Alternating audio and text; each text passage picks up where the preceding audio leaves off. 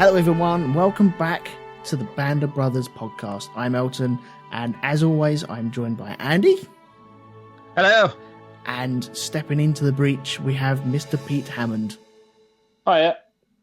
And this week, we have the episode Crossroads. Now, for people that have been following us live as we go along, there has been a little bit of a break. For people who haven't been following us live, it's just another episode. So that's we feel silly for drawing attention to it now because you're aware of this. God damn it! That's the way things happen round here, isn't it? So there we go. Anyway, so yeah, we're going to be talking about Crossroads. First of all, I want to get everyone's initial impressions on this. Pete, what about your first initial impressions? When did you first see this, and what do you actually think of this episode before we dive into it? As I say, when this first aired on the BBC back in whenever it was, 2000, 2001, obviously saw them in sequence. So I saw this when it was first released in the UK, and this is kind of a standout episode for me. It's a very well written one, and it does focus primarily, I always think, on Winters, and rightly so in this one. For reasons that will probably become clear later on as we discuss it. But this is also quite a problematic episode for me as well, for reasons which will probably become clear later on as we go through it. So, yeah, everyone enjoyed it, but I do have issues with it. I think I know exactly where the issues may lie. I think I mentioned them the first time I was on this cast, actually. So there you go. It's all right. I think I have issues a little bit, I suppose, but I'll get into that in a minute. Andy, what about yourself? Oh, I really like this one. I love the way this one starts, with just kind of running through the field and then, the gunshot ringing out. Just the way it's structured, just in a story sense is really well done.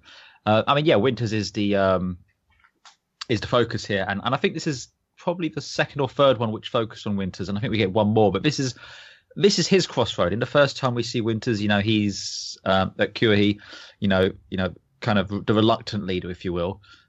It's still that to an extent, but you can kind of just see how far he's travelled since we landed in Normandy. And again, considering that fundamentally this entire episode takes place with him just tapping away on his keyboard, it's all flashbacks. It's effectively a flashback episode, but it's just so well done. And it's enjoyable. There's some great character moments in there. I, for one, don't seem to have any issues that I can recall with this episode, so I look forward to hearing what you two have to say about it. Okay, what about myself? I don't know about this one. I really like the actual story that is shown to us. I'm not so sure about the flashback aspect of things. I think it works. Whether I like it or not is another thing. I do like flashbacks in certain storytelling modes, and he also likes flash dance, as is reported. No, shush! That was never to be recorded. God damn you! The truth will out, my friend. The truth will out. But with flashbacks can work really well as a good mechanism in a storytelling situation. Sometimes they don't work as well for myself. And I feel because we haven't had any flashbacks yet, have we, up until this point? And so, well, apart from the whole first episode. Oh, God damn you. That's true, yeah. But, okay, that was a slightly different. It's different structure, I feel. It was structured differently, absolutely, but the entire episode is framed as a flashback. Yeah, but this is jumping backwards and forwards, and I feel that feels a little out of place. Only a smidgen, but it works for the context that it's trying to portray on the screen. But it doesn't mean I have to like it. And there are other little issues that I do believe we might be getting to very, very soon indeed. Do you think so, old boy? I think we might do, actually, yes. Mm-hmm. I say, chaps, I'm finding these terrible accents awfully fright offensive, if you will. I'd rather you stick to traditional British, not this palaver. What do you mean? What do you mean? What?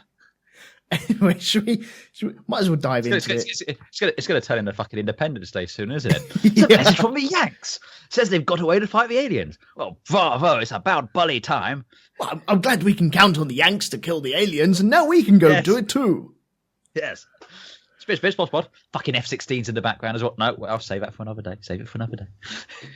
I'm back as well, as he vertically challenges a massive ship. Fucking hell. Yeah. Anyway, yeah, I'm just going to put out a little warning here. We are going to spoil this episode, and we are going to swear throughout. That's the way it rolls around here. That's the way it rolls on most of the podcasts that I produce and we produce together. So if you have little ears listening, then I suggest that you scutter them along to play with some Lego in the other room while you listen to this. So there you go. Spoiler warning and foul language warning out the way. That is done. Let's get into this. Where would you like to start on this? Because as you've already said, Andy, the opening shots of him just running across that field and the heavy breath and what's going on. Talking heads. Oh, damn. I always forget them. You're not meant to say it now, Pete. You wait until he gets halfway in, and then you mention it, and then he has to go, I forgot. But yes, there are talking heads. Right, okay. Talking heads. I've got it written down here, and I didn't look at my notes. Damn it. It's a professional production here, as you can tell. Yeah. Well, I feel it's part of the cast now, isn't it? We just forget about it, and then we go back to it. Damn, stupid Elton. Anyway, talking heads. They're talking about it's all about leaders and how you would follow leaders into battle and people that you would follow and people you wouldn't follow. Once again, we don't know the names of these people that are speaking. It's pretty apparent who at least one of them is. Yes. Yeah. It is, yeah, but I'm still enjoying just listening to these guys just talking. I could sit there for hours and just listen to that. But that would probably be a good... I mean, they probably could just release all those interviews just as a standalone thing, and I'd buy it. Did they not? I don't think they did, no, because even on the DVD, I've got the box set, and it doesn't have all of them. No, it's not got all of them. It's got a fair chunk of it. But it's got a fair chunk, but I'm just saying I'd quite happily just sit and watch a Blu-ray or a DVD of just those interviews. A bit like World at War. I would be in a pile of my own tears and snot. Even halfway through that, I feel I wouldn't be able to cope. I'd have to do it in 10-minute chunks because I would be a blubbing wreck. I really would. And oh yeah, yes, I would. It's just, oh my God, it's so harrowing. Even just talking about leadership and just mind blowing. I find it. It's so awe-inspiring as well. It really is. But yeah, they're talking about the leaders, and there are some quotes I've written down here. I don't know how he survived, but he did, and they're just talking from their own perspectives on these. I'm just awe-inspired by these guys. I think they're fantastic. But then it goes into the frantic running, the bayonet, and the tracking shots. I mean, if you want to just kind of get people's attention off the get-go, like install a sense of intrigue, this one does it the best of all of them, I reckon, just for that opening shot. Yeah, I suppose you're right, yeah. Because, you bear in mind, I can't remember exactly where we left off last time around. It was replacements, wasn't it? So I think we were in the barn talking about another deployment or something like this. But all of a sudden, out of the blue, you've got heavy breathing. There's someone running through a field. He's isolated. He's on his own. And he gets to the top. And you've just got literally this kid in a German uniform. He looks about 12, just kind of shrug. And then you see it's Winters, and he just fires, and it's just a look on his face and determination as he goes, and you just hear that ka-chink as the shell casing pops out, and the guy goes down, and it's just like, what? Have I missed an episode? What? He's like previously on, isn't it? Yeah. But it's so well shot. I mean, it's just from a cinematic point of view, it's just so well done, that opening shot. I mean, you couldn't do a whole episode like this, but that as an opening sequence is great. This Michael Bay, that's how you use shaky cam. Yeah, just definitely. a little bit of brevity, and it works really powerfully. Reminds me of the beach in Saving Private Ryan as well. Oh, it's definitely got that kind of frantic bleach bypass look sort of thing, that sense that you're really there. But yeah, it's just such a beautifully shot sequence. I think Tom Hanks directed this episode. He did. He's also in it. Is he? Oh, Yes. okay. Where? Do I need to know now or do I need to know later on? Do you want me to, I believe, and I could be wrong, but I believe he's one of his bloody English people who are stuck across the bridge. Give over. He's not, is he? He is. Spit, tulip, and all that what? Oh, brilliant. I was unaware of that. Okay, right. That means I need to watch it again. Hey! Okay, so Yeah, now... he's one of the Red Devils, so yes. Ah, okay. So now we flash forward to October 17th, 1944, and we're in Holland. And Winter's... Winter is coming. Winter Wrong show. he hears commotion outside, doesn't he? And something's up. Something's going down. And he has to wake Nixon. And what better way to wake a man than pour with a jug of his own piss. Oh, Well, look, in Winter's defence, he shook him twice, sort of thing, gave him plenty of opportunities to wake up on his own accord. And when he wouldn't stir, it was, well, there's liquid here. well, this is still going on from Nixon having his drink issues as well, isn't it? Yeah, I mean that's just something that's kind of underlying throughout. And I would just like to ask also, even if you do pee into a glass, why do you put it on a shelf afterwards? Put it on the floor, man. On the floor. Well, you don't want to kick it over. Yeah, No, he's in that kind of cot, isn't he? So you might boot it, I suppose. But Well, yeah, I mean, is that or have your roommate kind of throw it in your face? I can see the difficulty in choosing the two. I think I'd put it on that shelf, but maybe the furthest point from that opening. Just in case some idiot comes in and splashes it over your face. That's like going to the gigs that I've been to in the past, where you just cop a massive plastic pint of piss in your face, and it's like, oh, come on. I've only been here 10 minutes and now I've got to spend the next 4 hours smelling of piss. Thank you very much. Gross. So, yeah, I think we can gather from this, Nixon's still got his drink issues as well. Yeah. oh, absolutely, yeah. We get it referenced later on as well with his, I don't know why I'm still hiding my alcohol in your footlocker. I'm a captain, goddammit. Yeah. Well, traditions and all that. It's probably a luck thing with them as well. Yeah. But our next scene, it's taken over to Battalion headquarters. Oh, yes. Where we have... This is a really interesting scene, I feel. Because you have the English over there. You have the... notice that 8,000 English were lost at the Market Garden situation as well, which was from the recruitment episode, wasn't it? Replacements, yeah. I think you see them doing the drop for Market Garden at that point, yeah. Yeah. It's kind of on the periphery of it all because we don't really get into Arnhem and the actual what's going on there. Yeah, you got good old Colonel Sink. That's right, yes, he's in there. But Winters, he's having all these questions thrown at him about where his reports are. I think it's Sink wants to know certain things about. He needs to get working. Get his reports done. Well, you got reports. You've also got equipment that needs to be taken off the British as well. I think that was mentioned. I think so too, yes, because the British are heading backwards and these guys are heading forwards. Yeah, that's they're also right. trying to arrange a rescue, aren't they, for the trap troops? Yeah, so they've got caught out. Am I right in thinking that? Or that Yes, Jerry's caught us with our pants down, it would seem. And we need those bally Americans to come and rescue us. Now, I'm guessing, Pete, that this is one of the bits that kind of gets your goat straight off. Yes, very much so. I mean, in fact, it's an ongoing issue I have with the entire series. It's just the way that the British are portrayed throughout the entire thing.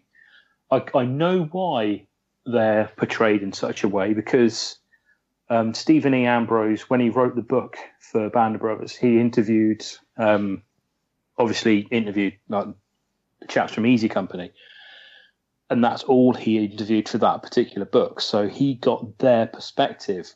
So, like the woman when Blythe gets killed, like the woman who's done the laundry, seems very standoffish, seems very sort of harsh towards them. But that would have been how they saw her in that situation. Obviously, what they're not seeing is the fact that, you know, we've been being bombed for the past 4 years, that sort of shit. So that doesn't come into it. So he is essentially only getting one point of view from everybody. I mean, in Ambrose's other books, he does interview everybody else, and the Brits come out a lot better. Yeah. But it's just that whole hello sort of attitude and the way that they're portrayed as, and the Brits are portrayed as being pretty much useless. And it's just a huge bugbear of mine. It really is. I would take issue of them being portrayed as useless.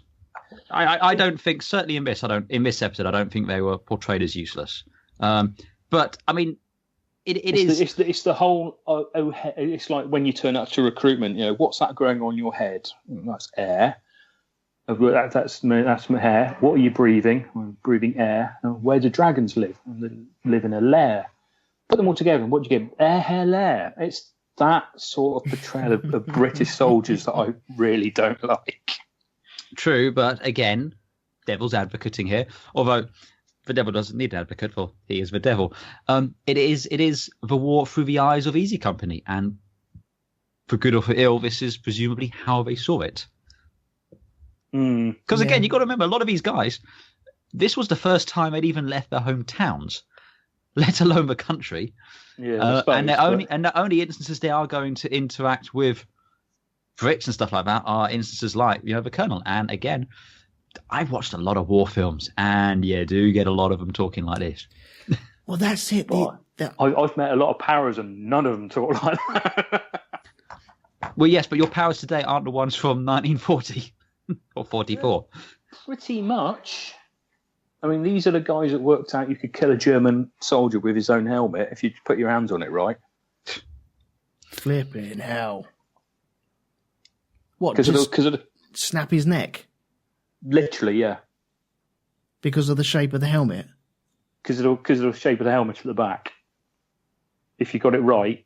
I mean, these are also the guys, they knew which rib to put a knife through to kill somebody silently. You know, they weren't all, well, I say, old boy. Very much not. Well, that's true, but again, we've already seen that in Band of Brothers. They're not all like that. Again, in the first episode, when you've got them... Have a banana, be lucky. Yeah, we got him, yeah. I feel it is a stereotype. It's one I'm quite happy to wear, actually. Sometimes it jars me, but like Andy said, this is the first time these guys are seeing these people, and so it is... We are all bundled together as the same. We all speak like that because we all look like that. That's the way it is. And it's also, unlike with the French, Germans and Dutch, they don't have a language to be able to show you, the audience, that this is not an American. They kind of have to play it up for the audience here. Otherwise, you don't have that sense that they're just not another person walking around. Yeah. I'm not sure I agree with that, but... I don't know, because sometimes Americans, okay, this may be slander, but Americans sometimes struggle with the English accent and sometimes think it sounds Australian or it sounds Irish until you turn around and say... Australian you get a lot, yeah. Yeah, and so to emphasise that, to actually pinpoint it, bang, as soon as you walk into that screen, bang, that's Englishman. You need him to go tally-ho, pip-pip, toodaloo, and have a cup of tea in his hand. And that just strikes you. Okay, that is the Englishman. It just points it out. And it's cinematic shorthand. I mean, that's what stereotypes fundamentally are used for in film. Yeah. It's why every time you encounter a German, it'll be, Ach, schnell!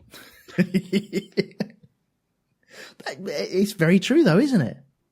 I feel it's just a mechanism to portray this is an Englishman in this room right now. Whether they would sound like that or not, I do not know.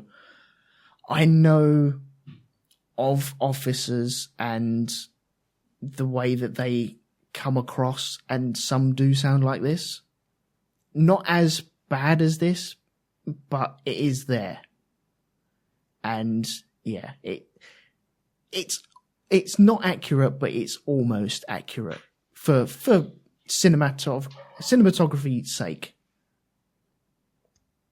But there we go. Well, straight up, it doesn't bother me that much, but I suppose that's because I just expect it. Again, it's an American production. Of course we're going to speak like this, old boy. What do you expect? Yeah. You want one that's a bit more unforgivable. The Battle of Britain. Still need to see that. Still need to put that Yes, you do. Yeah. I can't believe you've not seen the Battle of Britain. I may have in the background at some point, at some time. I'm sure it's been on, but... You tell them that we either take off or we blow up. Right, okay. Yes, Michael Caine is in that film. I'm writing it down again. I think every episode I write this down to watch, and I'm writing it down now. There we go. Battle of Britain to watch. I think Captain Quint from Jaws in it as well. What's his name? Can't think of his bloody name. Quint? Sure, he's a pun. Captain Quint from Jaws. Oh, I don't know. I'm sure he's in Battle of Britain. I would say to Google, but... It's Robert Shaw, isn't it? Robert Shaw, yeah. Hang about, let's have a look. I'm sure he's in it. Well, he's in the Battle of the Bulge. Euphemism. Filmography, there we go. 1969. Yep, Battle of Britain. Yes, he's Skipper. And bizarrely, Fred Elliott from Coronation Street. Oh, I don't watch that. He's in there. Ian McShane's in it. Oh, fucking love. Of course, Lovejoy's in it. He's in bloody everything. Yeah. I can't watch anything with him in it without going, oh, bloody Lovejoy. Yeah. Anyway, I feel we've gone slightly off a beaten path here, but my point is that if you're going to get, and I'm not saying this is a personal one, but in general, if you're going to get annoyed by British accents in American war films, yeah, probably need to check out now. Yeah, it's going to happen a lot, isn't it? Yeah. So I find this scene interesting because you got Winters as well, because he's taking in so much information, and yet he's not batting an eyelid to it either. The way I always read Winters in this scene is he's not directly involved because he's too far out of it. Well, he seems like he's an outsider. Well, you get that impression. Yeah, this is not his world. He's still a soldier. He's still one of the infantry. He's not an officer. Well, he's not. He is an officer, but he's not one of the command officers. No, I took it the other way completely, in that he's too high a rank now to be involved with this sort of thing, because they actually give the operation to Moose Heiliger to run. Yeah. So I always took it that because Winters is that bit higher up, he's not directly involved, and he's just kind of gone along because he thinks he should, but he's not actually needed in there. And to the point where Sink actually turns around and says, right, I need your reports on the action from the other day. This isn't your job now. I need this from you from that. You're now sort of doing paperwork. Yeah. No, I always see this episode as him coming to terms with that. Oh, this is the episode where he goes from the trooper, the squad leader, the commander of Easy Company to the battalion officer, and at this point in it, he's in battalion, but he doesn't feel like he belongs in battalion because he wants to be with Easy Company. He needs to be with those.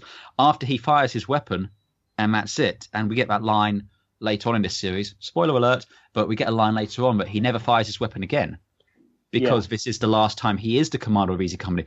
I always read this episode as that is the transition. And at this point, he's the outsider looking into Battalion, whereas later on, he becomes part of the Battalion. So that's that's pretty much exactly how I view it. It's just that this is his kind of transition from one of the men essentially to looking after them more. Yeah, but the people in that briefing, I always read as their Battalion, their officers. You know, it's Colonel Sink, it's his friend Nixon, who's the Battalion. These are the paper pushers, and he's not a paper pusher, at least not yet. He is not quite yet. Yeah. And he never looks comfortable doing the paper either, does he? No. Well, again, as Nixon points out, keep it brief. Use I a lot. Although, interestingly enough, he never used it once in that report. Did he not? He did not. Well, at least so IMDb trivia says so. So okay, I'm believing that. I can go along with that. That's fine. So we have it goes back onto another flashback now, doesn't it? Yes. Where Dick is writing up his report, and then it flashes back to it. They're in like some sort of barn or outhouse. Yeah. I mean, this feels more like the end of Replacements. I mean, it is further along, but it does feel like this was where they were previously. Mm. Yeah. This feels that's the joining point, really, isn't it? Yeah. But yeah, they're in this little barn, sort of thing, and everyone's just kind of figuring out where they're going to sleep, just joking, joshing backwards and forwards and everything like that. And again, you get the camaraderie around Easy Company. I think there's a dog or something running around as well that they've adopted. Trigger. Good old Trigger. Where's his broom? And again, but there's referencing the replacements from the last episode and everything. You just get a sense of it's the mundane almost. Yeah. It's war. War never changes. No, they're kind of sitting around waiting for something to happen, aren't they? Cleaning various items. Lipton can't get anything on the radio either. Mm-hmm. And yet you have people playing with the dog. I think did they have two dogs in there at some point? I get the feeling that there was two. I think it's just one great big Alsatian. Oh, okay, fair play. And then all of a sudden we have a guy who's been wounded being dragged in. Ali, I think his name was. Yeah, that's Ali. He, cause that's actually in the book.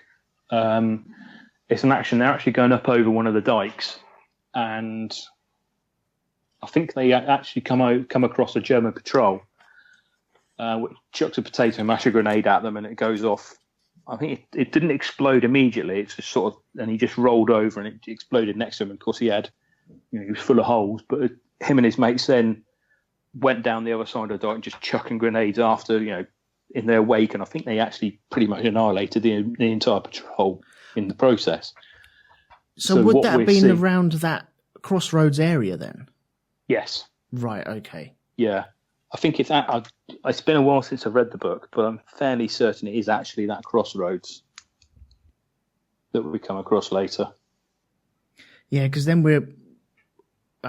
Winters gets hold of a battalion. He tells, what's his name? Is it Lipton? Yeah, he gets Lipton to get the first squad together, and then they go out. And we see familiar faces in this as well, as we always do. And I just love the way, because it is a transition for Winters from being the leader to going into more of a backroom staff area. And yet he's still right up the front on this, leading it. It's almost as if he knows that transition is happening and it's going to happen very soon. So he wants to stick himself out there just one last time. I get what you're saying, but I don't get that impression myself. I always felt that every time he got a promotion, it was a reluctant one, that he didn't really, for all his tactical acumen here, he's pretty clueless when it comes to the politics of the military and stuff like that. He always just seems shocked when they go, "We're promoting you." So it's like, oh, okay. Yeah. It always just strikes me as there's a job to be done. I'm going to do the job. He's very much he won't send anyone to do anything he's not willing to do himself. Which is what makes him such a good leader. Well, yeah, I was found in this. That is a good trait in any leader whatsoever. If you won't do that job, then why send someone else to go do that job? And I think that's referred to later on as well with the other guy that's taken over at a later stage. But there's an M42 that opens up when they're stalking around. They're heading up towards the crossroads. And they're looking for the patrol or whoever it was that did it. Yeah. In this, beautifully shot as well. It's just really nicely shot. Going up over that the hill there. But yeah, they just see a machine gun nest that's firing on HQ, which is completely out of range, so it can't actually do anything except reveal their position. How nice of them. One thing I want to ask about these weapons.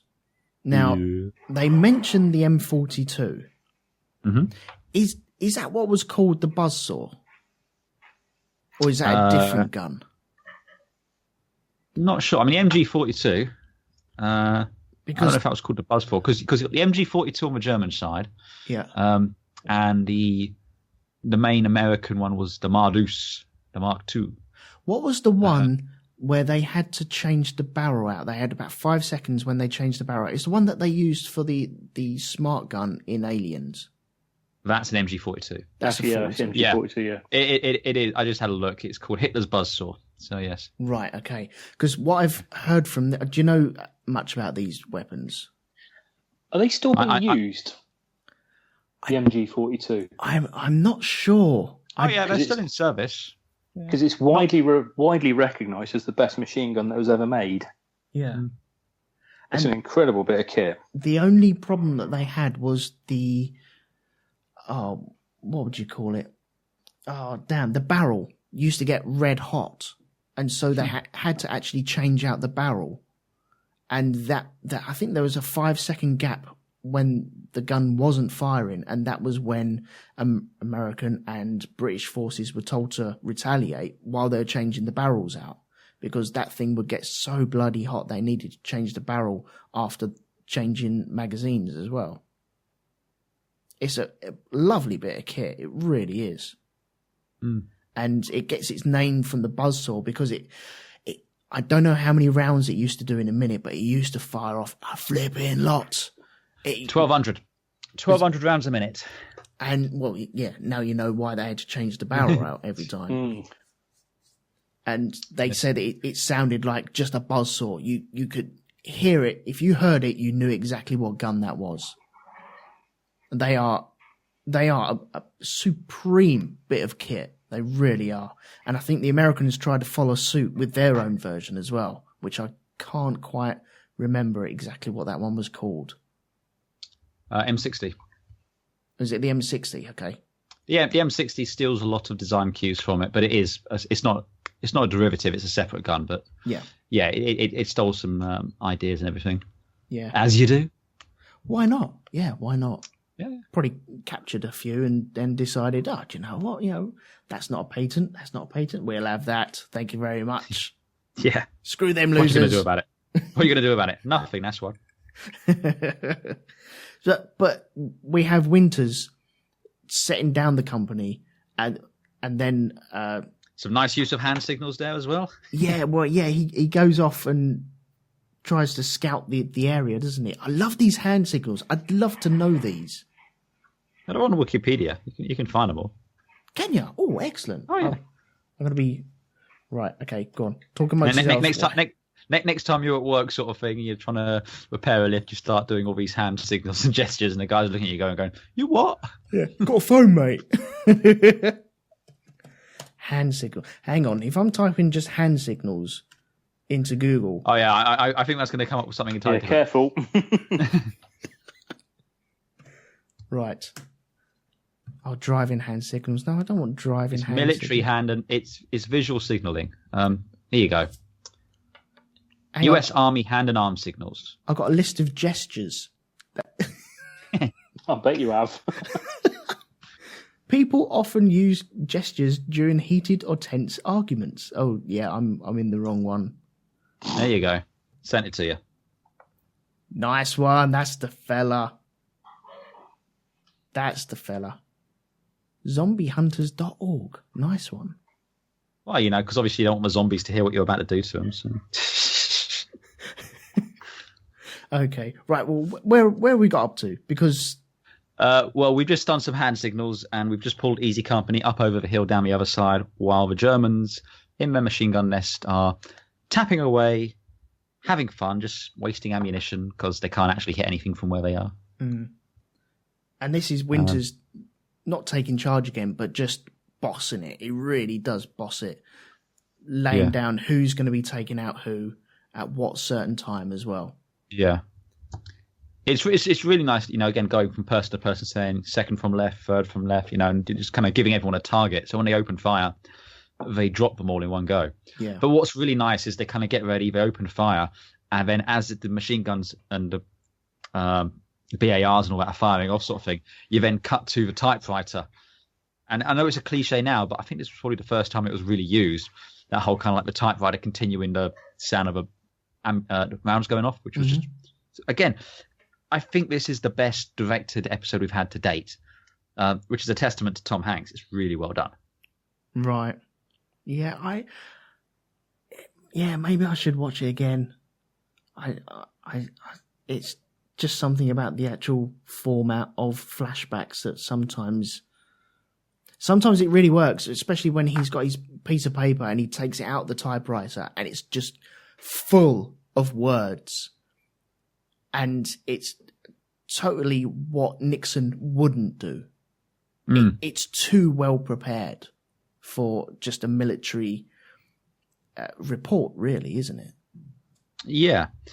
But I think this is one of the best uses of flashbacks in any series or anything. This is really well done. Also, one thing about the guns, the tracers. Mm-hmm. Are they actual tracers or are they just... is that just the ammunition that's firing around? No, they're actual tracers. For every tracer round you see, I think it's typically 3 or 5 rounds in between. So it's one in 5 is a tracer, I think. There you go. So yeah.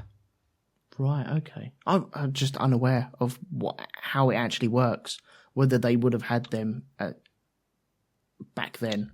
I do not know. Yeah. They had them back then. I mean, I think they came in towards the back end of the First World War. I mean, all they are is just it's effectively an incendiary sort of round sort of thing. It's just something that burns as it's going through the air, so you can follow it. Unfortunately, it means they can follow you back to you as well. So awkward. Yeah, that's kind of giving you away your position, I suppose, but. You do get some wonderful shots here as well across the field because the darkness has fallen and you get all these tracer shots firing past all these guys because they have the mortars set up behind them as well, don't they? And when they take out these guys, they take them out, they fall back, and then they drop mortars on them. Yeah. Just to screw them up a little bit more, which I thought was just beautifully done. Really well done. Well, it's nice that you saw them taking the time to get in a position and set up and plan. You know, this wasn't just we found them, open fire, and you can see that thought went into this. You know, training played into this, and that was kind of a nice touch. Yeah, and they're working so well together. That's the thing. Oh yeah, it's a well-oiled machine, Easy Company. Yeah, but we also find Dukeman. He gets taken out. He's asked to take a machine gun from over to the left flank, I think it is, and he gets taken out at that time. Mm-hmm. Which it's a square shot to the chest, I feel. I think so, yeah. I mean, He's a bit too upright when he's running. Yeah, that's right, Hits him square in the chest. But then it goes back to reports again. Yeah. I will just say very quickly on that last scene, I love the tension while it's building, waiting for... You expect one of the kids to fire too soon, but they're just waiting for it, and it builds the tension beautifully. No, but they've been doing this for ages now, haven't they? Yeah. And there's not a misfire in there. There's They're not clumsy at all. And there's no replacements there either. No, it's all... I think it's all Toccoa men. Right. I don't think there's any replacements in that unit there. Yeah, because they were mentioning about the replacements in the barn as well, weren't they? So about giving them orders. So I suppose you have a massive turnover, and they can just fill in any spot. If they're officer material, then they'll go there. But anyway, right, where are we now? We've had that, and it goes. We go back to Nixon and the report, and Nixon and his drinking habit as well. Mm-hmm. Now, I don't know if... Do you want to talk us through this bit? What? That Nixon's got a drinking habit? Yeah. The way it happens, and he shouldn't still be doing it, should he? Oh, was this? I thought that was a bit later on when he goes to get the... No, that's a bit later on, isn't it? Because you have at this bit, he's on the typewriter and he pulls out the paper, and then it's the next morning down there. Because you get the sense they've been in that field all night. Yeah. And again, they're still giving up. Yeah, that's after that. Nixon comes in and he's talking about how he's still hiding his alcohol in Winters' footlocker, as referenced all the way back in QE. Yeah. Well, I'll tell you what. Why don't we talk about the morning attack then? Well, I mean, I just don't know what else you want me to say about his drinking. The man has a bit of a drinking problem, which becomes more because we get an episode following Nixon. I think it's the second to last one. Why We Fight. Yeah. But I mean, yeah, basically the guy has a drinking problem. He plays a very carefree, water off a duck's back sort of a guy. But yeah, he has his demons, and the way he's dealing with this is alcohol. Impressive where he's still getting it all, but yeah, still hiding it in Winters' thing. He's getting it from Amazon. It's $23.85 at the moment on Amazon Prime. Oh, there you go. You see, and they do Prime delivery across all of Europe. So yeah, no problems. Well, yeah, it'd be drones as well, wouldn't it? Oh God, yeah. Oh, marvelous! Has that price gone up or down recently? It's gone up. It was 16, but that wasn't on Amazon Prime. But Amazon Prime, it's now 23 quid. Flipping hell! It's a blended whiskey. Yeah. I'm still gonna have to get a bottle just to try it. Just to try and see if I can get myself a bottle. I've not pulled the trigger on it yet, but yeah, that's a bit dear though, isn't it? Oh no. No. It is for me. For you officer types, you can just bathe in that sort of stuff. I, on the other hand, cannot. Whiskey, what one bathes in sherry, old sport. Okay. Anyway, the morning attack, yes. Yeah. The next day, fixed bayonets. Goes the call. Before we go into the actual attack itself, is there a moment when Winters actually realises he's made a bit of a snafu? Because he he turns to I can't remember the sergeant's name, and basically says that they're in a really poor position. Because as soon as the Germans are on the ridge surrounding them, they're actually in the field, and the Germans are on the roadway above them. And as soon as the Germans work out where they are fucked, basically. That's right. Yeah, there is that, but I don't think it was in a snafu as such. It's just he'd read the situation as it had evolved, and he's like, okay, we can't stay here any longer. Yeah, I think had they done this, like the night attack, had that been during the day, probably wouldn't have put them in that position. Yeah, at that time. But yeah, dog was looking at me funny.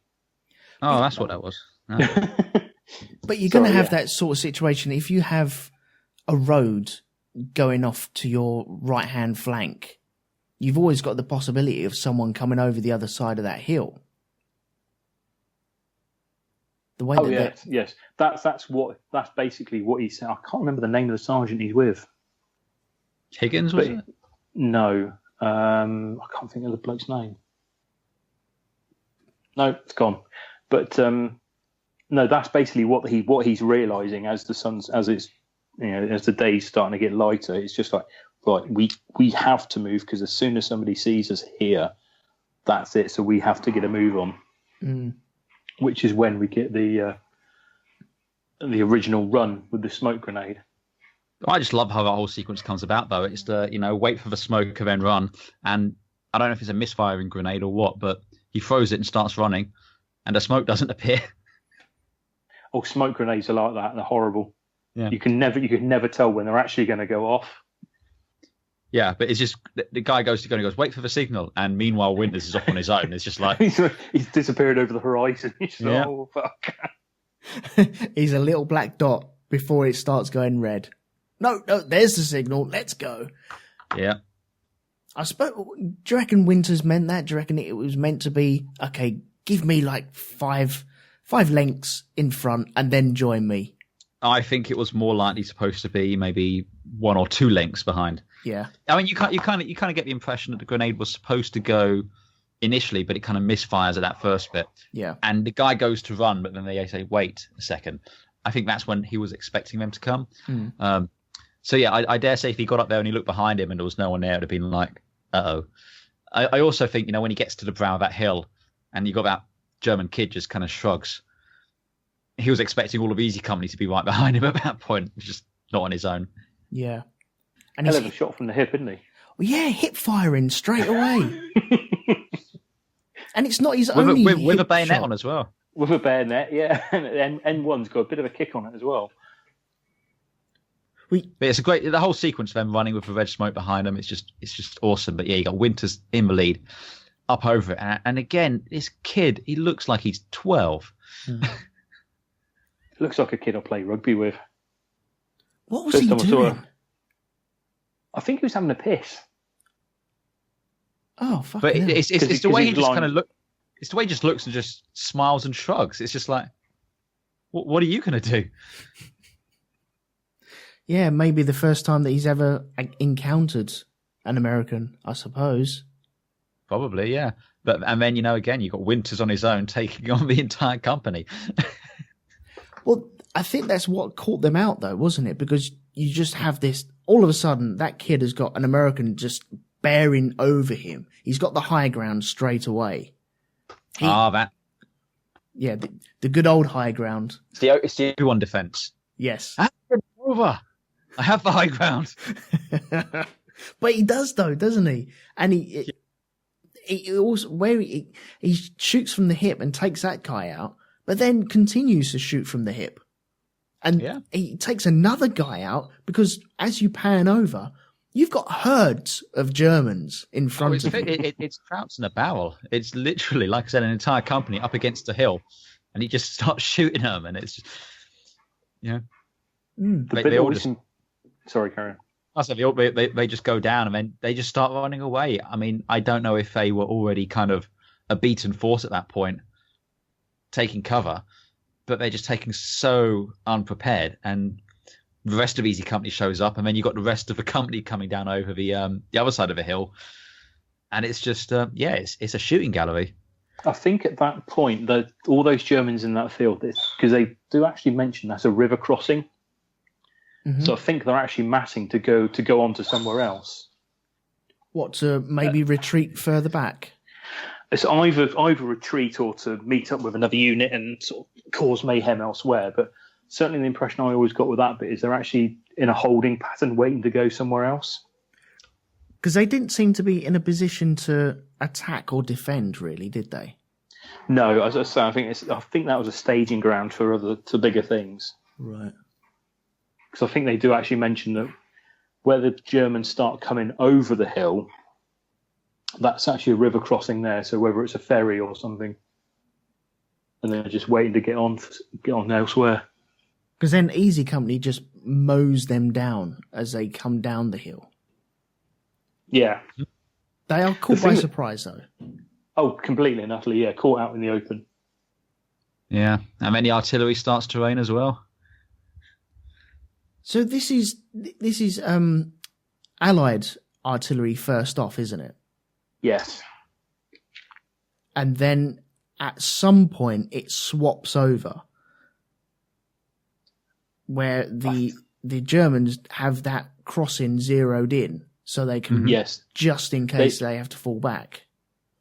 Yeah, they obviously know the exact coordinates, and they know, because you can see the explosions start coming down the road, so they know exactly where to fire. They'll obviously have a set pattern, fire for effect and all the rest of it. So if anything does go south, as it does, they can just say, right, we're in the shit, let it rip, as it were, but in German. Because they come across Polish. Is it No, Polish? they don't. They claim they're Polish. Oh, okay, right. This is where I got caught out. Nixon Polish. They're only fucking Poles in the SS. Sometimes I need it explaining to me. That's all. Dexter Fletcher does explain it. Yeah. Fucking Poles in the SS.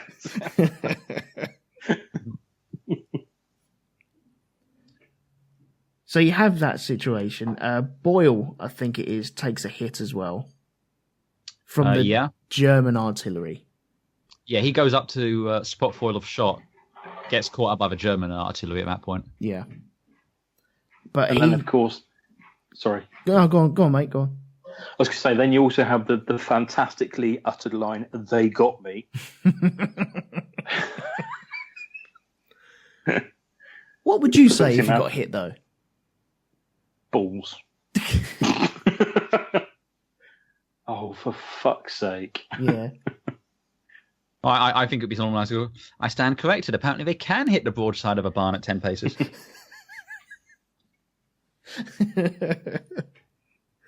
Oh, I don't know. So the German artillery ceases. We have Libgott. Everything calms down now, doesn't it? The Germans are taken out. Whatever. I think they disband as well, don't they? Some of them get away. Some of them don't get away. Well, we get another quick flashback to Winters on his typewriter because, again, we keep flashing back. He's remembering. Right. But then we're a bit later on after the artillery and all that, and they've got prisoners. Most of the Germans have dispersed and disappeared. And who's the guy being an absolute cock threatening to shoot them? Can't remember. Libgott, is it?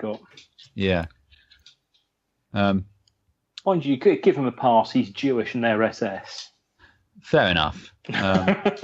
But still, you get Winters effectively sends him home with one round. Yeah. Now, with the prisoners, though, if you knew that there was a guy on your case, but just with one round, wouldn't you have a dig at him? Entirely depends on if you wanted to be there in the first place. Being SS, they probably did, so yeah, they probably would. But, again, they don't know he's only got one round. Yeah, but I think it's a very brave thing for Winters to do. I don't think it is, though, because at this stage in the war, you have to read the enemy. They're a broken force, effectively. They're in retreat. The Allies are fully deployed and entrenched on the mainland. So if this was earlier, like, just after D-Day, would never do this because they feel like they've got a chance. We can take him and we can get back to our unit and do it. Yeah. But they're a broken force at this point. So they were just like, oh, well, we may as well just accept it. We're going to get killed or captured today or killed or captured tomorrow. So that's what I think that was about. Right. It's not something he'd have done earlier in the series. Okay. So quick question on that then. If they knew what they were coming up against in the next couple of episodes, well, not the next couple of episodes, but the next couple of months, would he have sent Libgott off like that? Probably not. But yeah, hindsight's always 20/20, Yeah, because that's what I always think is he's doing this now because they believe them to be a spent force. Yeah. But yeah. But that is the whole point. That is the whole point about what happens at Bastogne and everything, isn't it? It's one of those. Oh, it'll be over by Christmas. Yeah, which they've been saying since 1914. For fuck's sake. Yeah. It's always over by Christmas, though, isn't it? Always, yes. always. So we get a tally of 22 wounded and 1 killed in action as well. Mm-hmm. This is where Nixon rocks up, as he does, finds Winters, and they need to who's the major they go and see after this? I can't remember the name of the major they go see, because it's mentioned that Major Hortons was killed in action. I'm struggling to place Major Hortons. Me too. I mean, again, it's been a while since we watched the last few episodes of this. So, and again, the problem with this series, but it is a certain amount of you just get that name blindness, don't you? You know, it's faces. You recognise the faces, but putting names. Do we ever see Major Horton? I don't think we do. I know he's a name you keep hearing throughout, but because I know Colonel Sink's on the come to see what's going on and everything. Major Horton's dead, yeah. And so Winters is promoted to second officer of the 2nd Battalion? Yes. I think it is. XO effectively, isn't it? Yeah. Right. Yeah. And this other guy, who's taken over easy? Foxhole Norman. Yeah, I'm trying to... I've written his name down here. Hillinger. Dyke. No. I was thinking of the guy that eventually takes over easy. No, Moose Heiliger. Heiliger, that's it. So he's the guy, because he's the one I really don't like. I think everyone really doesn't like him. And if you haven't seen Band of Brothers, oh no, Moose Heiliger was loved by the troops. Oh, okay. So am I getting him confused with the guy that keeps disappearing? Yeah, that's the one that keeps running off. Got to make a phone call. That's Lieutenant Dyke. Right, okay. Who somehow leads them through Bastogne. The guy that takes over from Winters immediately here is Moose Heiliger. Right, yes. And he's in charge for about 5 minutes. Yeah, he does the night mission, doesn't he?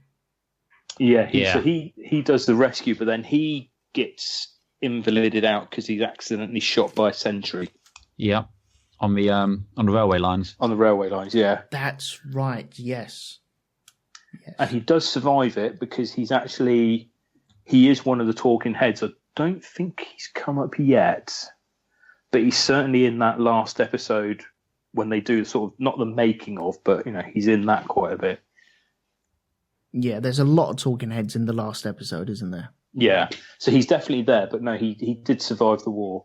Which I guarantee you, I will forget about as well. I guarantee it. Right, okay, yeah, so I'm getting confused because, the guy who keeps darting off, I'm sure we'll talk about him next week or next time we record. But flipping hell, man. Oh. It's not the next one, it's the one after. Is it the one after? Yeah. Okay. Because we don't want to jump forward too much. The next episode focuses on... Oh, what's his name? The medic. Yeah, the medic, which is one of my favourite episodes. Yeah. Fantastic, that one. And then the one after that focuses on Lipton is the Lieutenant Dyke one. Right, okay.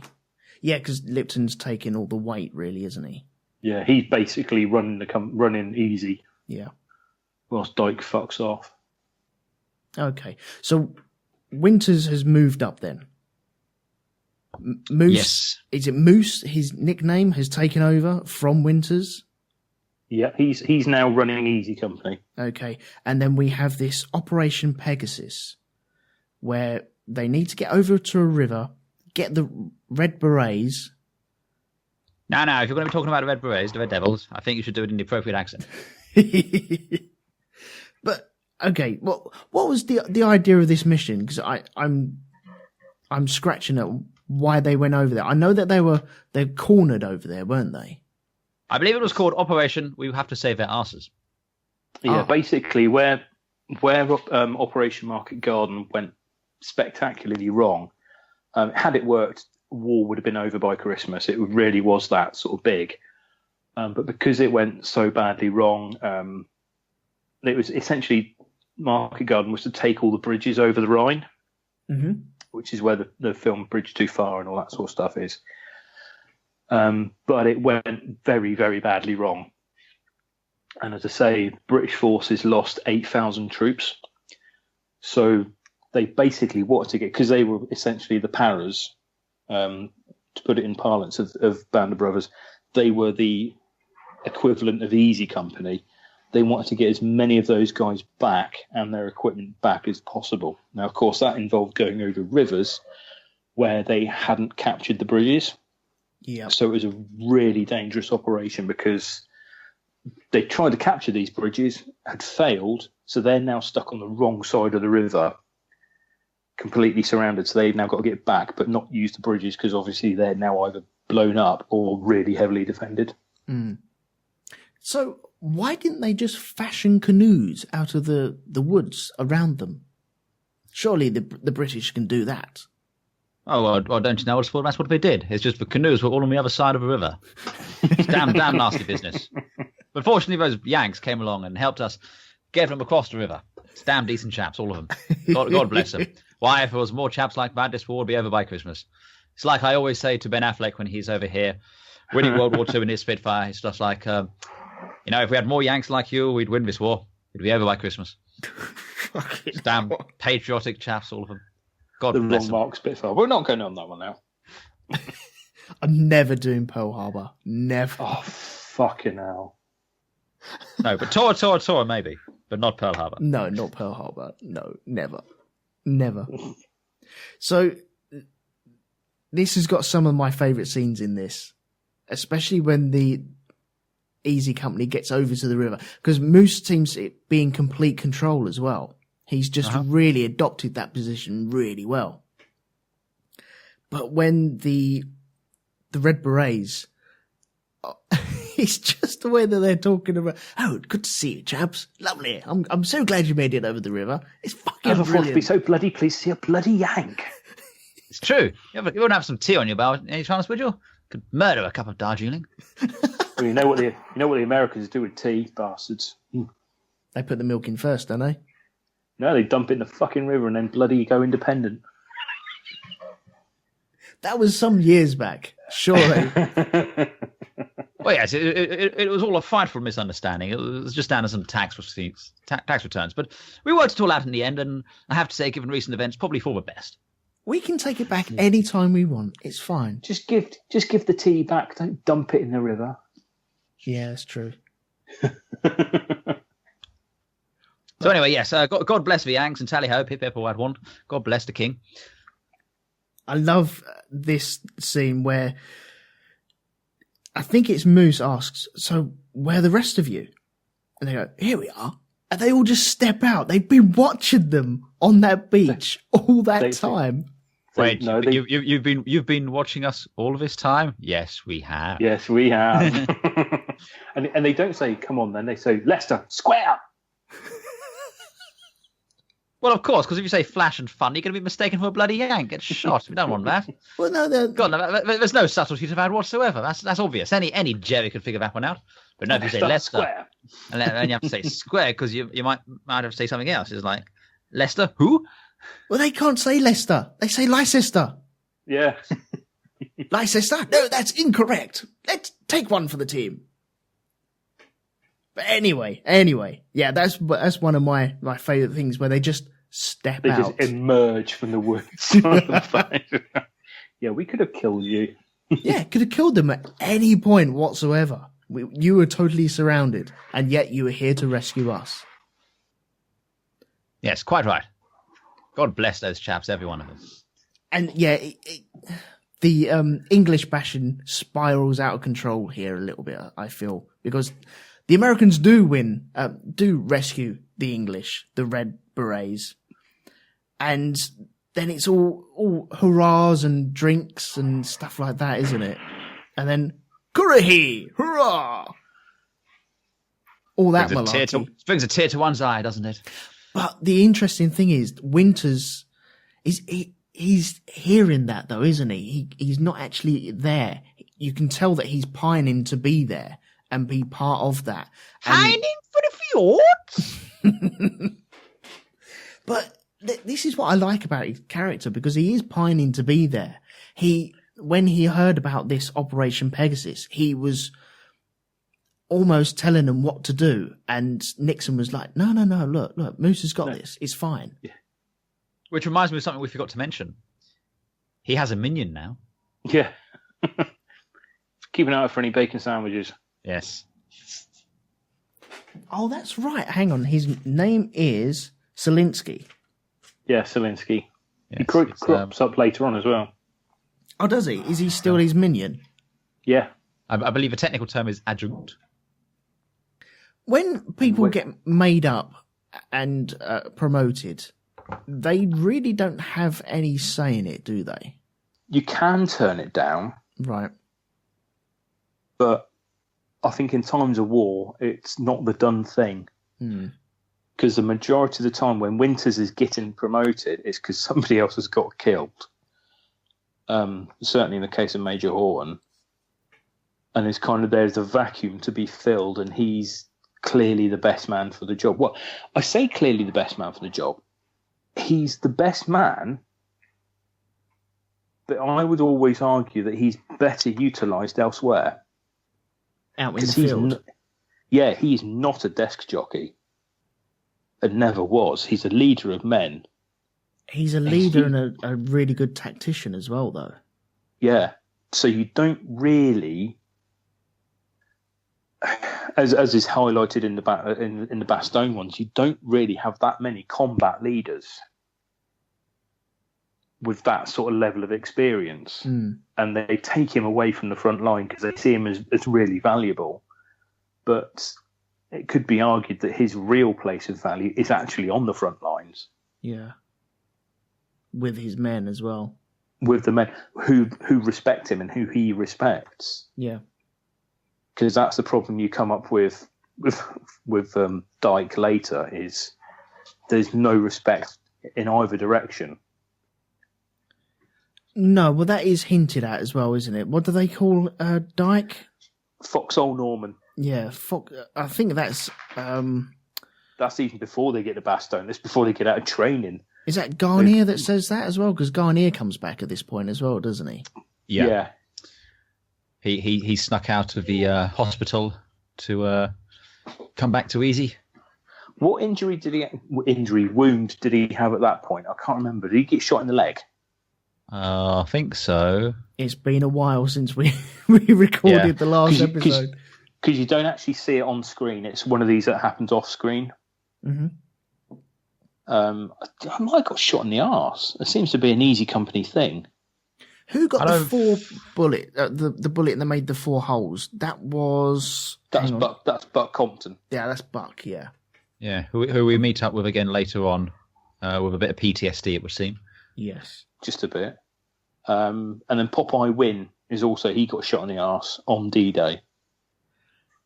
Yeah, he's the guy who, when they were storming the trenches. Yeah, he gets shot in the arse there and apologises for it. Sorry, I got shot in the arse. Don't worry about it, mate.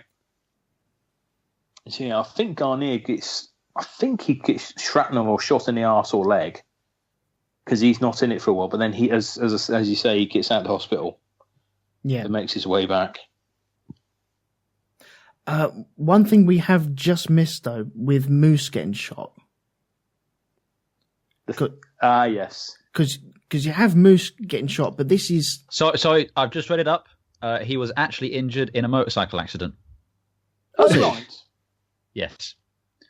He was driving a motorcycle that he had stolen from a Dutch farmer across an open field when he was shot in the right leg by a sniper. The impact knocked him off the motorcycle, fracturing his tibia and lodged some shrapnel in his right buttock.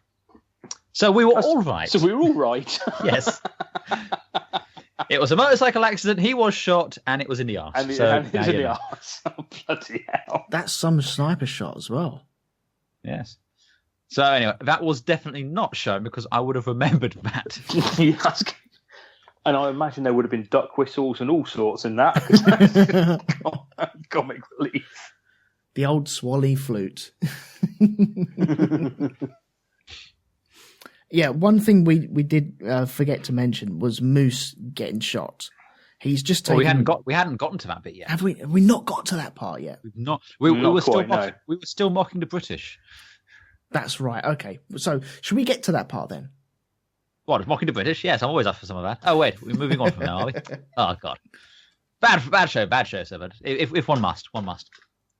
So this is October the 31st, 1944 now. We're in Holland, and they're on patrol, aren't they? Walking along a I don't know if they're on patrol or just having a conversation while they walk. That's a conversation, I think. I don't think you'd have two ranking officers like that on a patrol. Yeah. I think it's more Winters imparting fatherly advice. Yes, this is how I used to run easy. I'd like it if you did something similar.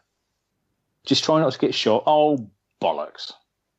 Yeah, one job, damn it. One job, One Moose. job. There were raptors in the kitchen, Moose. People died.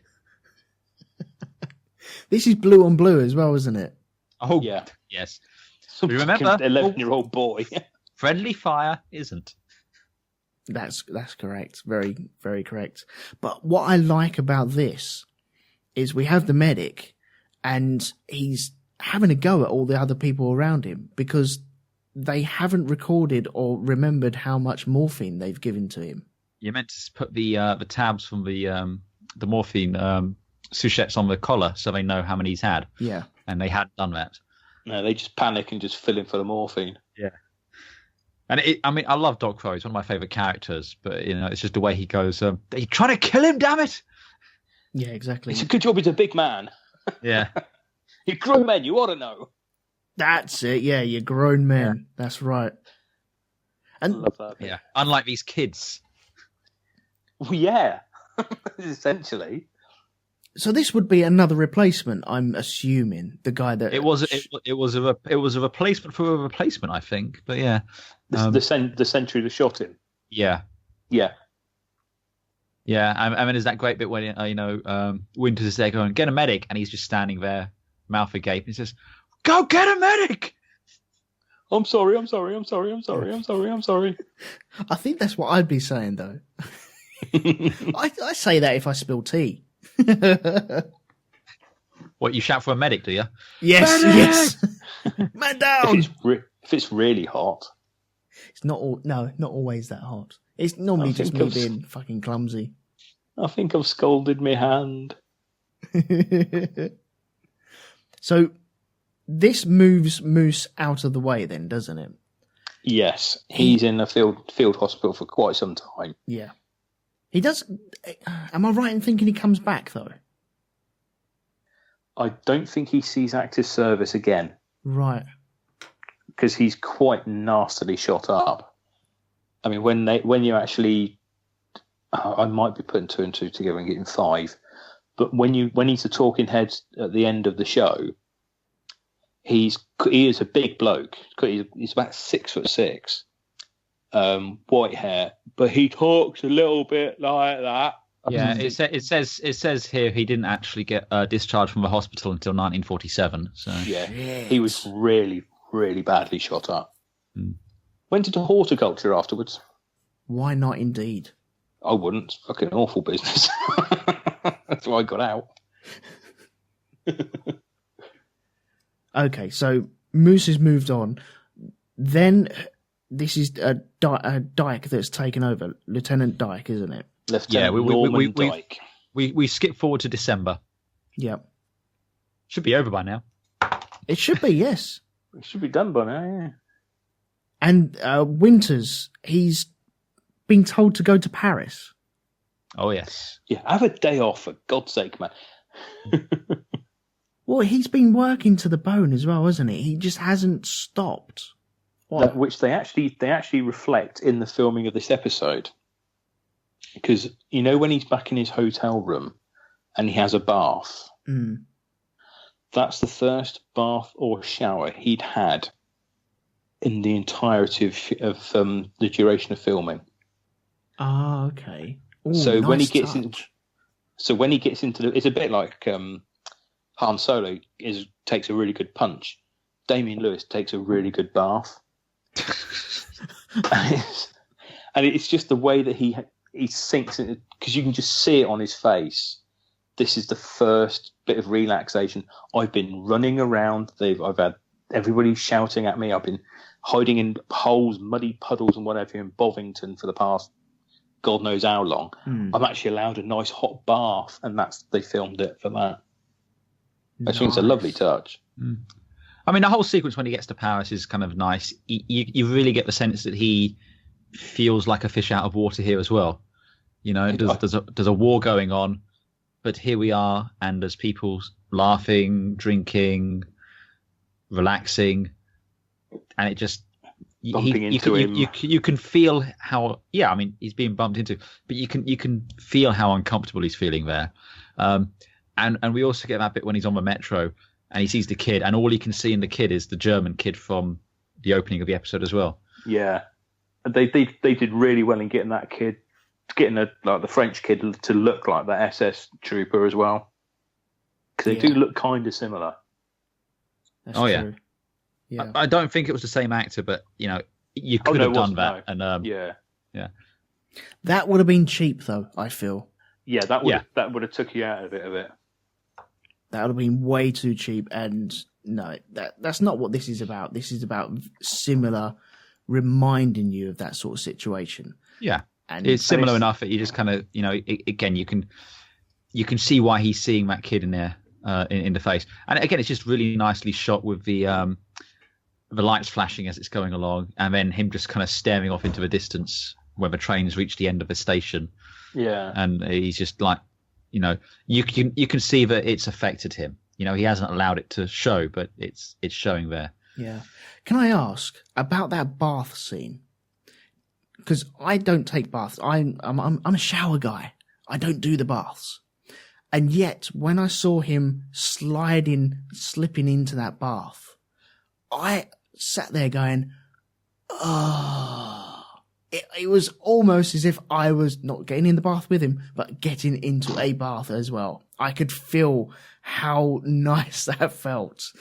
Yeah, as I say, first bath forever. I'll put my fucking teeth in and start that sentence again. That was his first sort of wash for God knows how long. Yeah. So it just conveyed that really well, and apparently it worked. That's proper method. Yeah. That's how you do method, Christian Bale. Yeah, some nice location. I don't know if they actually shot some of these things in and around Paris, but the bit near Notre Dame and everything's really nicely shot. And, you know, just kind of, you get a sense of the city there, which is kind of nice. Yeah. You know, these little landmarky bits. And again, you know, it's just this little world away from it, you know. When he's out on the front lines, you know, his entire world is just the war. But then all of a sudden, the war's somewhere else. And there's a disconnect there. And it's portrayed very nicely. Yeah, that's right. This is the part of the film, the part of the episode where I kind of reconnect with it without the flashbacks anymore. They've finished now, haven't they? And this is, I'm feeling more comfortable forward now. Yeah, I'm feeling more comfortable with it because I know that it's all linear from here, and I don't want to rag on it again, but it sometimes does draw me out of it. I know I shouldn't, but yeah, it does a little bit. But hey ho, I think that's just a personal thing, though, isn't it? Maybe I'd say give it another crack. Yeah, I've given it. Yeah, I've given it quite a few goes already, and it's just one of them ones. And we will keep doing it until you give the correct answer. In this household, about 2 or 3 times a year. Yeah. I will let you know next time round then. So he's unwound. Winters has calmed himself He's had a down. nice hot bath and he's waiting for his flake to be delivered. That's right. And then showing me age there. Are we going to the cinema scene now? This is where all the shell shock people are. We'll have to watch some John Wayne, Pilgrim. Got the penny. Got the penny. Love that bit. So it's going a bit Al Pacino there. I'd be leaning over to him, you know I would be, and just saying, shut the fuck up. Shut the fuck well, Lipton up. Does. Yeah, but Lipton ain't Elton McManus. Turn your fucking phone off. So let me tell you what I did with a chap in the cinema. No, go for it. Took his shoe off and threw it down the screen. Yes, I remember you saying that, yeah. And I can't blame you for that either. If you're going to put your foot up by my head on the back of my seat, I'm going to do this. I don't think he can have any arguments with that whatsoever. If you're going to put your shoe up there, then yeah, that's fair game. I think I may adopt that situation next time. Why not? Anyway, we digress. Yes, we're in the cinema where people are not putting their feet up right next to our heads.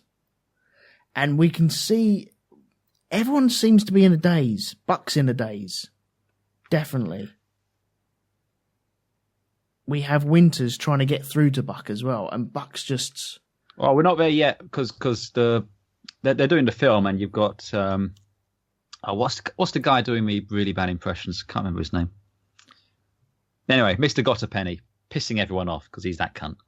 But then the MPs come marching in, don't they? Turn the lights on. It's just like, hey, I was masturbating to that. George Luz. There you go, Luz. But yeah, the MPs come in and basically say, the Panzers have broken through the Ardennes. Back to work, people. And they all go, oh, fine, kind of head off and everything. And that's when you get Buck's just still sitting there. And his body language is so close, isn't it? He's broken at that point. Yeah. Yeah. But he's a kind of like the opposite of how Winters dealt with it. You've got that sort, because at that point they're being, it's not the WSO or whatever it is. They're showing the cinema and showing the film in the cinema. Everybody's relaxing. Malarkey's gone off and won a fuck ton of money playing craps. Oh god, yeah, thousands. So everybody's sort of in a relaxed state and actually had time to pause. So you've got people dealing with it in different ways. And so obviously Buck Compton, he's been through D-Day, he's been shot and all the rest of it. So he's kind of paused to think for 5 seconds and actually thought, fuck. Because later on... he was wounded, wasn't he? He was the one who was shot in the arse with 4 holes.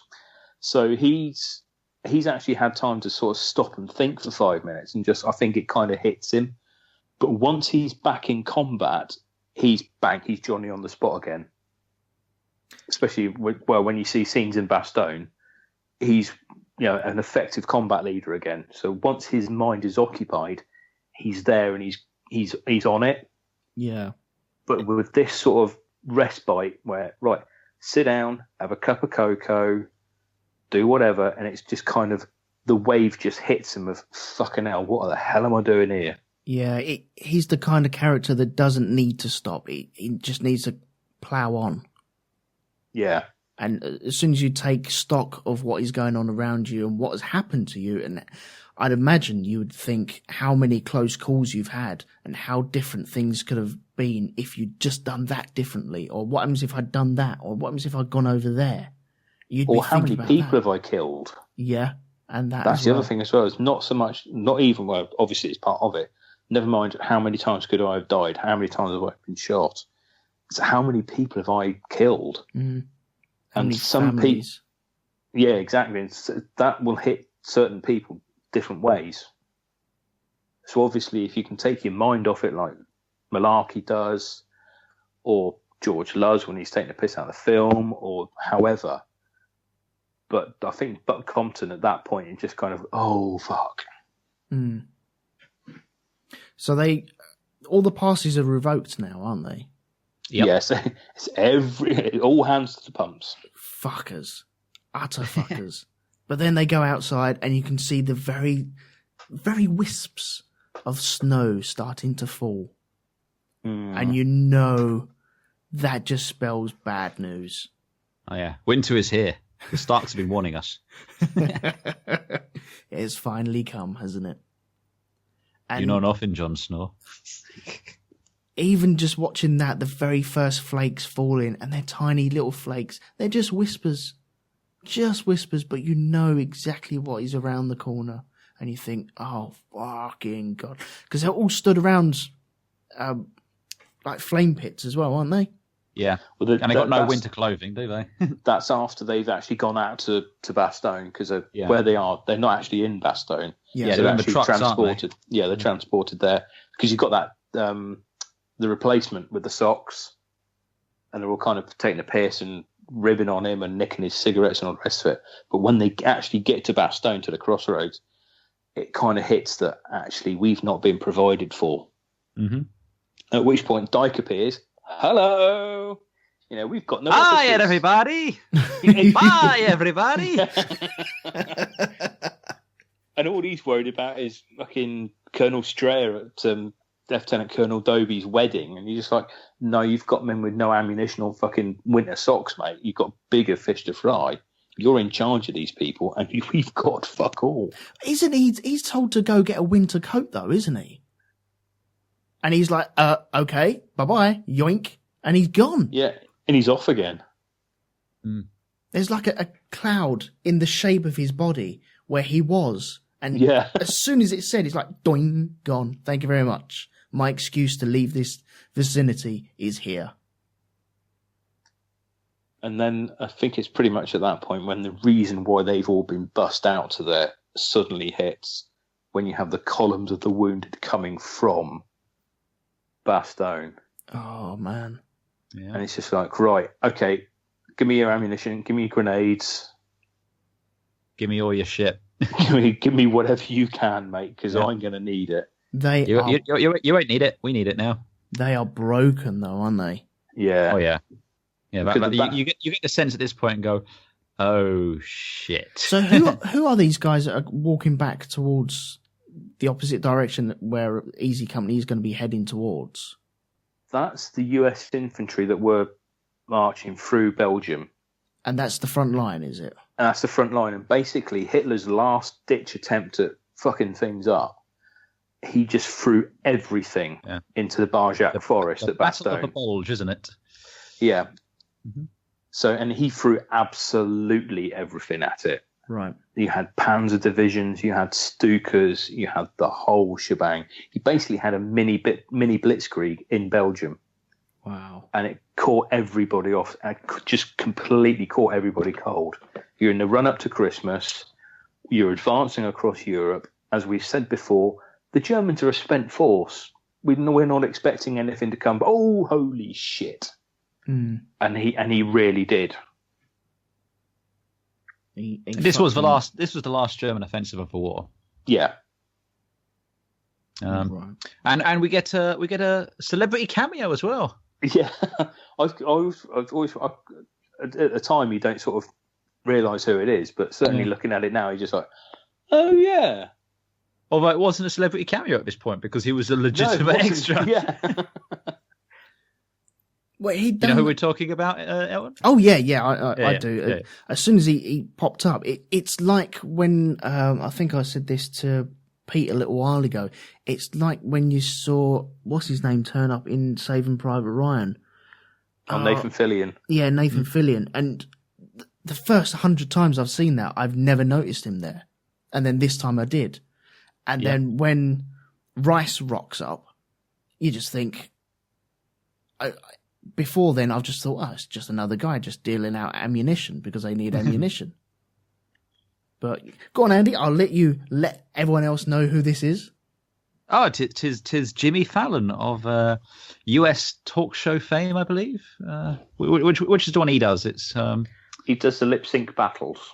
He does the lip sync battles. What's his show? Because the Late Show's Stephen Colbert one. Is it the Tonight Show he does? I've got no idea. They all sound the same. You've got the Late Show, the Day Show, the Daily Show, the Tonight Show, the Sometime Next Tuesday Show, the Later Evening Show, the Show, the Big Show. As long as it's not that one with what's his name in it. Who's the British guy that everyone hates? Nigel Farage. So many British guys we don't like. Yeah. I can't anyone through the first half of this episode? No. Anyway, yeah, he does he was a legitimate actor at this time as well, wasn't he? He was, yes. He was an actor. And he gave it all up to be a talk show. Yeah, it's a nice little moment. Yeah, he's just kind of like, have some ammo. I'll go get you some more. It's a solid little cameo, though, isn't it? It really is solid. Mm.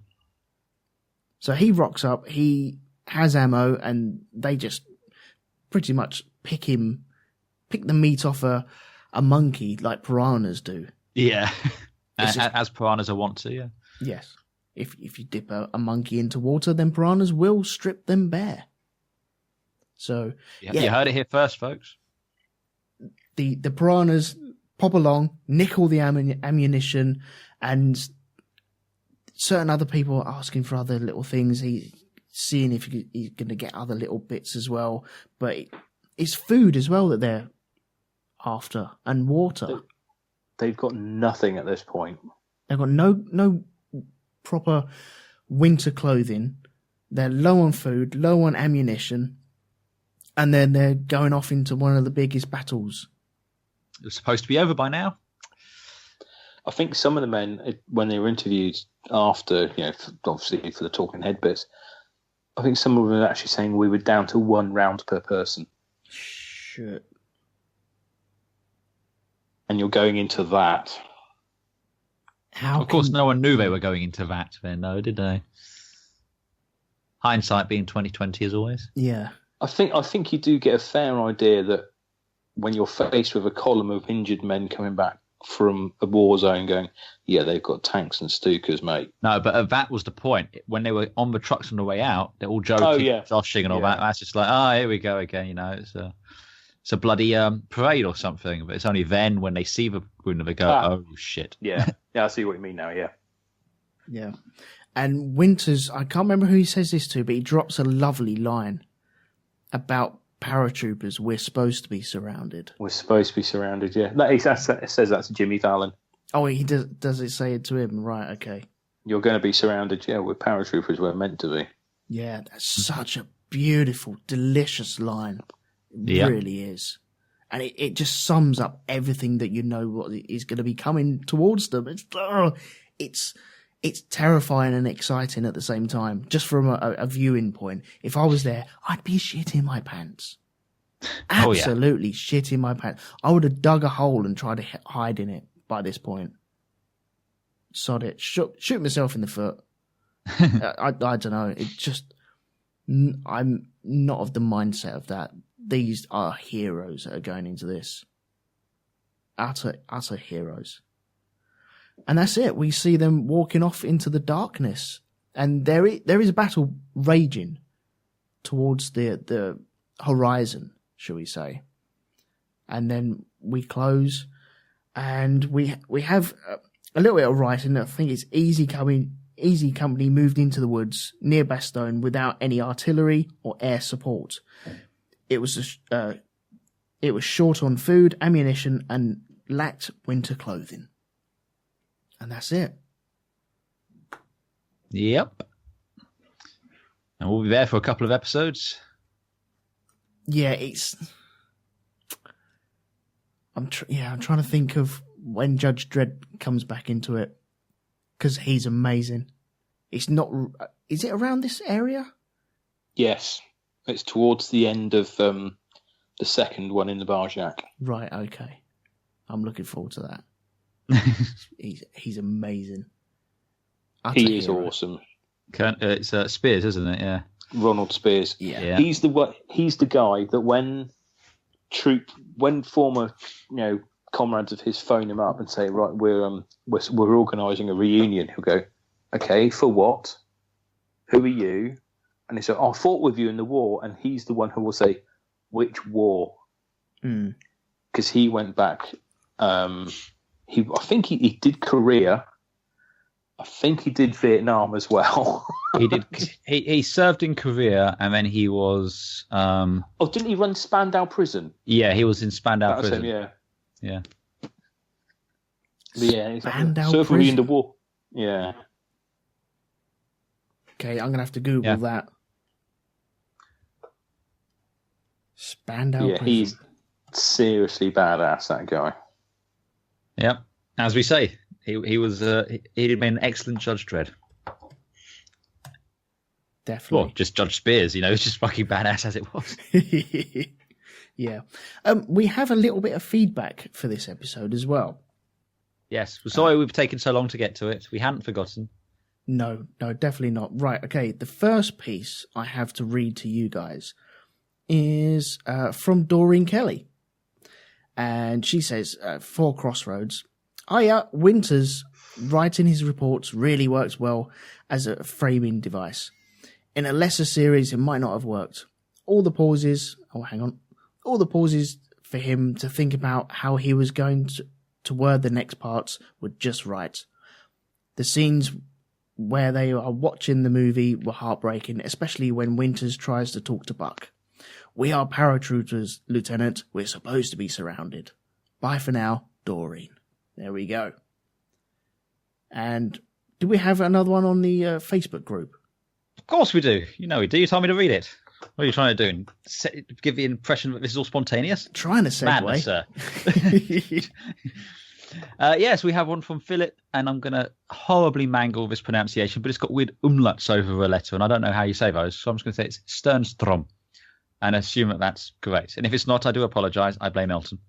And he writes, the island charge, as the chapter in the book is called, was indeed well crafted in the way of describing military strategy and action performed by the men of Easy Company, and especially Captain Winters. His outstanding leadership, making tough and smart choices at critical moments, truly saved the lives of several men in the company. These paratroopers were, at this point, authentic war veterans. The adaptation to screen, in my opinion, truly captivated the performance of the island charge, except for some minor details, in an outstanding way. I especially enjoy the flashbacks with the point of view of Captain Winters. These captivating and horrifying moments of action are unbiased and respectfully narrated. The fact that the story of this episode centers around Winters and his actions, his struggles with inner demons, and his admiration for the company make it greater than great. Fully agree with you there, sir. Nice one. Thank you very much. If anyone wants to leave any other feedback, we do have a group on Facebook, which is probably facebook.com/groups/Band of Brothers podcast.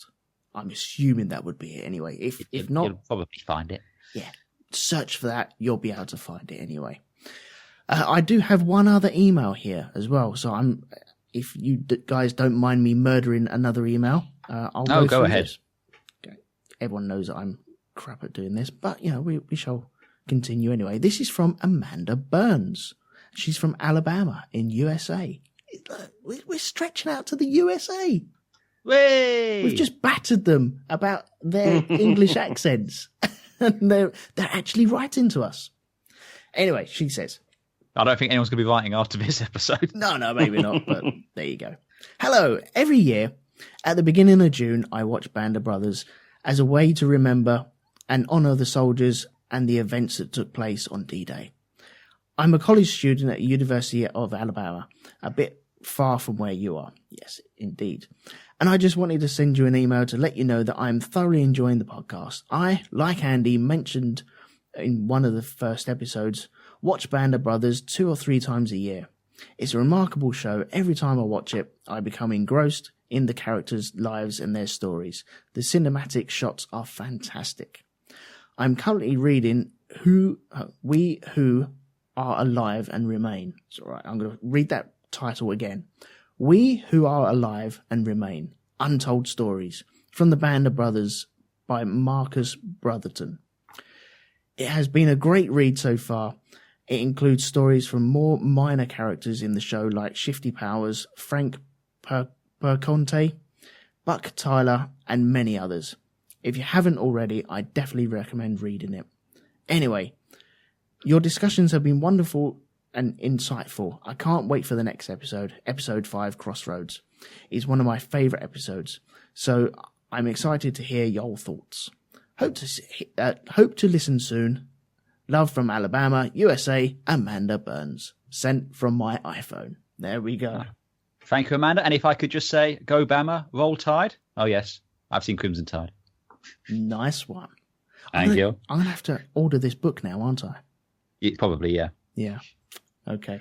Right after you've watched Battle of Britain. Oh, yeah. Oh, right. Okay. Write that down again for me to watch again. I will. I promise you, I will. Have you seen the Dam Busters, or is that the other one? I'm sure it's been on in the background. I'm sure he's almost certainly seen the Carling Black Label advert. I was going to say, yeah. Oh, wow. Watch the Dan Busters and then watch Star Wars afterwards. Oh, yeah, it's just a shot for shot, isn't it? Surely. Pretty much, yes. I'm picking up guns, 2 on the towers, 2 on the surface. Right, okay, so we move on to Bastogne now for the next episode. I believe we do. I can't really remember much of this episode, but I like this period of Band of Brothers.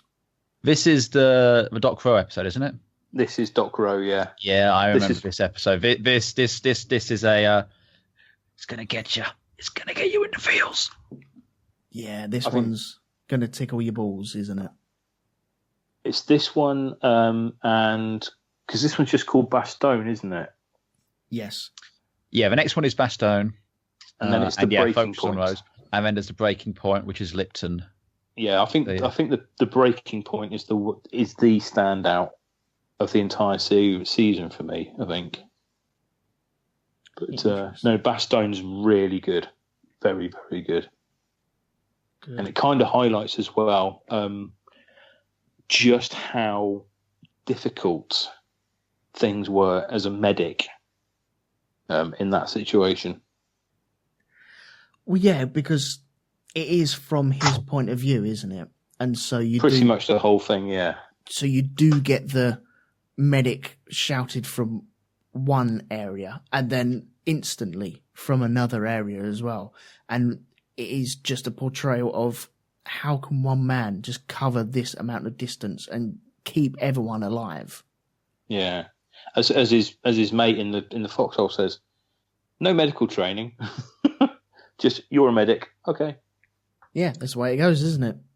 It always reminds me of one of my favourite lines from Red versus Blue, which is, no, I'm not a doctor, I'm a medic. Well, what's the difference? Well, a doctor heals the sick. A medic just makes you more comfortable while you die. Wow. Yep. Because now, this is something that's always puzzled me as well. Medics weren't armed, were they? They weren't supposed to be, no. They were, because the general consensus was if you were wearing a medic, the Red Cross symbol, you weren't supposed to be targeted by the enemy, which is why the thought was you could go out into no man's land or wherever, into the crossfire and treat wounded.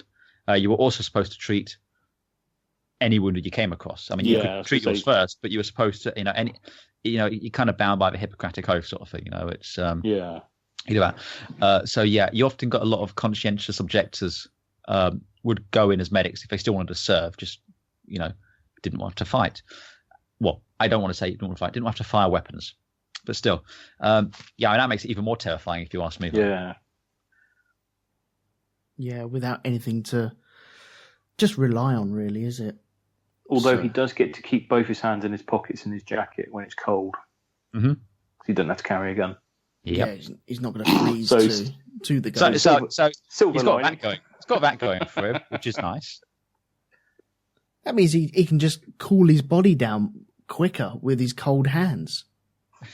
There's no gloves. I wouldn't last a second. I wouldn't. I would have been killed on D-Day. I wouldn't even got anywhere near here. There's just let's face it, you'd have tripped getting into the aircraft. I would have. Have you ever seen World War Z, where that guy trips and shoots himself? Oh, God. Yeah. There we go. Film. That's what happens to me. It would. I probably would have been killed maybe training to be a paratrooper. I would have fallen off, rolled down Currahee at some point by accident and hit every stone on the way down. It just wouldn't happen. Anyway, seems we've done that. Andy, have you got anything to plug before we move on to next week?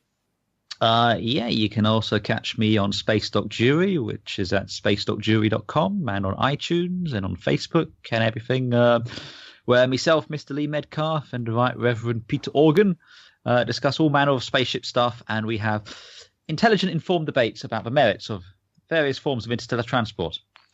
Or, to put it another way, we have a massive argument over whose ship was better. Usually mine. And Lego ships. And Lego ships, yes. I think the best one was the Heckler. Do you remember that one? one of Reverend Org's kids runs in and goes, "Spaceships are rubbish," and ran out again. Oh, that happens every episode. It's just in one that. instance we couldn't get rid of it. It's just like, what? They don't appreciate the great works we're doing here. And you can also catch me and Elton also talking about Formula One on the Grand Prix podcast. Which is where doing one of Elton's great kids runs in and say, is that the one where one of Elton's kids runs in and goes, "Motor cars are rubbish"? Better Yes. not. At least one of them's named after a Formula One driver. So And that's the one that doesn't like it. Nigel. You leave my daughter Nigel alone. Anyway, Pete, have you got anything to plug? Aside from the scribblings of the great Danny Davies, I'm going to plug. I don't need to plug it really. Bearing in mind the nature of this podcast, July the 21st, Dunkirk comes out for general release in the UK in cinemas, and I'd strongly recommend people go see that. There is also, and it's probably available on all four, your Channel 4 catch-up program. There's a rather good program on at the weekend. I think it was called something like Dunkirk, the Hidden Story or something. Mm-hmm. And basically, there's always been this idea that the RAF did fuck all at Dunkirk, and it kind of turns that on its head. So that's a very interesting watch. Okay, I'm going to check that out then. After really Battle of Britain and Dam Busters. And Dam Busters and 633 Squadron. Yeah, and after that as well. So many things I need to watch. And that's before we got into Battle of River Plate, Hunt the Bismarck, The Cruel Sea. Yeah. I need to watch Das Boot, the full fat version as well. Oh, it's pretty awesome. Yeah. Love to watch that. So one day I will. You can catch me on the Black Dog Podcast that comes out every Wednesday morning. It's a film review show with four idiots that like to talk about movies. And you can find that at blackdogpodcast.com. You can also catch me it might even be recorded by now, but you can catch me on shonkylab.com. The latest episode that has already dropped is, hang on, what was that about? I'm trying to remember. Driving, that's it. God, my mind is going. It's about driving, and the next episode is going to be about spreads and how to keep bread less dry. So, yeah, it's all fun over at shonkylab.com. Please pop along to iTunes and give this a review if you're enjoying it. It just helps us up a magical ladder that doesn't really exist, but it helps to spread the word to many other people. And I'd also like to give LSG Media a little shout out as well. Pop along to lsgmedia.net for all their podcasts as well. They are friends of the show. So I think they're going to be starting up a Band of Brothers. No, don't do that. They're going to be doing a Game of Thrones one fairly soon as well, I think. That's right, yeah. They do Game of Thrones, they do Walking Dead, they've done True Detective, they have the science fiction film podcast as well. So please pop a there and let them know that we sent you. So until we meet again in Bastogne, thank you very much and bye-bye.